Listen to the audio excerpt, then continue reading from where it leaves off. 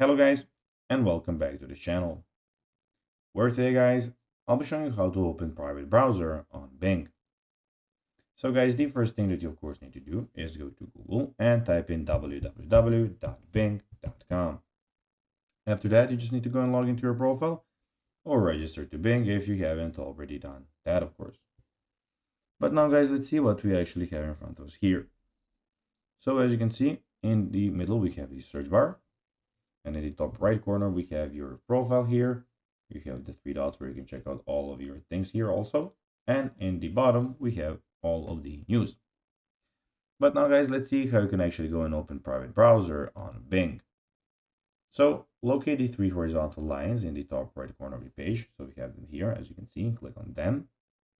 After clicking on those lines, what you need to do and go click is on new in private window from the drop down menu, and it will open an incognito window. So you need to go and click there to open a new window. Then in this private browsing mode, your search history, cookies, and site data won't be saved once you close the window. And that's basically how you can go and open a private window in Bing. So guys, that will be everything for this video.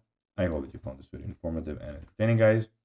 If you did, don't forget to like this video, share it, subscribe to the channel, and put the notifications on, as guys, this really helps us grow our channel. So if you have a few seconds, it will be pretty cool if you could do this for us. So guys, that will be everything for this video. I hope you enjoyed it. And guys, as always, I'll be seeing you in the next video on this YouTube channel. Until then, as always, bye guys.